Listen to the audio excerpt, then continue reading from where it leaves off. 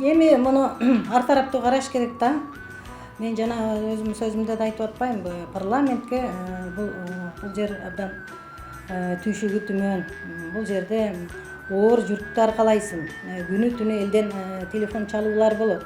Мен мисалы чек ара эң алыскы мына 1,5 километр алыстыктагы Лейлек району, Сүлүктүү, мына Баткен шаарлары, Баткен району, деңизи Баткен облусу бул эң алыскы биздин ошол чек ара облусу болгондон кийин түнү күнү сага телефон чалуулар болот. Күн түмөн тагдырлар менен бирөөбүз аварияга учуруп калат. Кудай бетин ары кылсын, мынабу кан жолдо кандай кырсыктар, авариялар, кандай мындай адам өмүрлөрү менен кош айтышуулар болуп калат.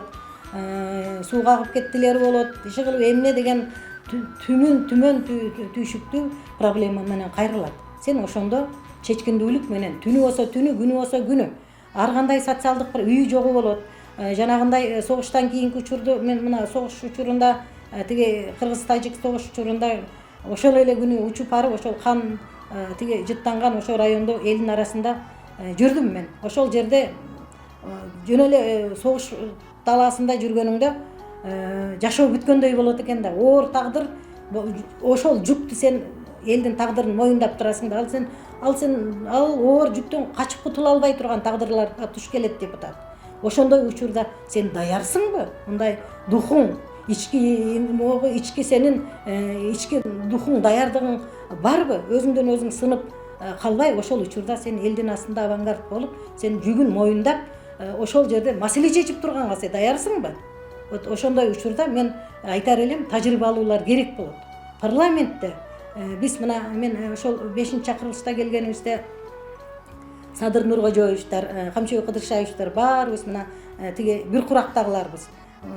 Ошол 40-тын кырында келдик да. Анан ошондо келгенде биз ал 40-тын кырында деле жакшы болот экенсиң да.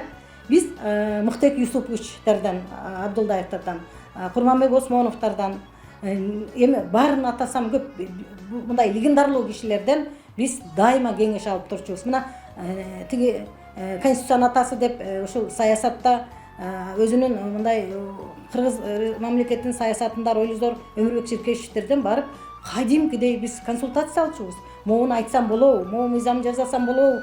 Ар бир жасаган кадамыбызды биз улуу муундан тажрыйбалуу парламентарийлерден барып кеңеш алчубуз. Ал кишилер биз ошол кишилер бизди көп нерсеге үйрөттү.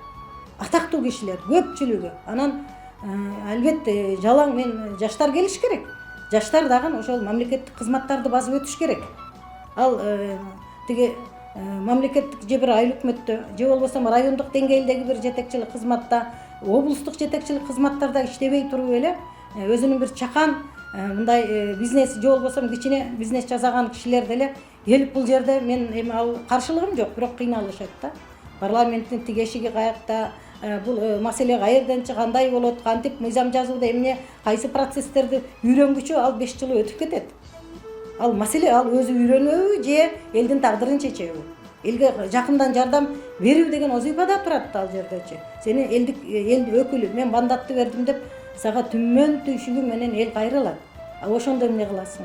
Ошон үчүн мен кандай болгон учурда дагы тажрыйбалуу парламентарий бул жерде мындай туруш керек.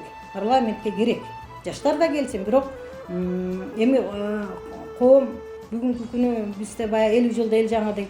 Чынында эл өзгөрүп турат дайыма. Эл таразалаш керек. Бул жакшы мыйзам жазабы? Элдин көйгөйүн чечеби?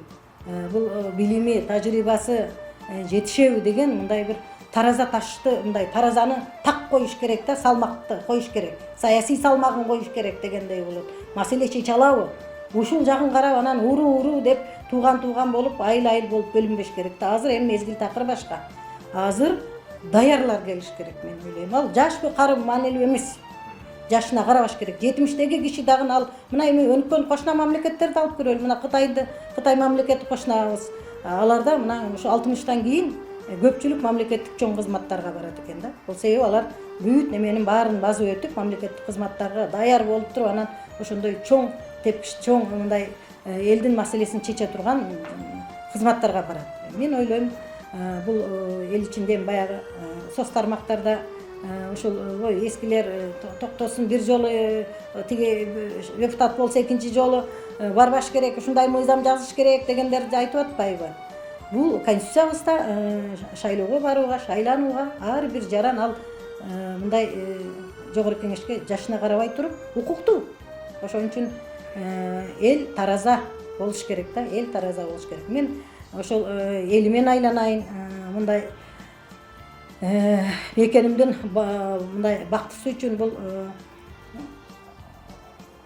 өзүнүн мындай мандатын ошо элдин добушун кор кылбай турган, элдин ишениминен чыгып калбай турган, дайыма элдин мындай өзүнүн жеке маселесин эмес, элдин маселесин чече турган мекенчил, элине кызмат кыла турган, менин кызматым элим үчүн деген адамдар келиш керек да. Ал жаш карысы маанилүү эмес.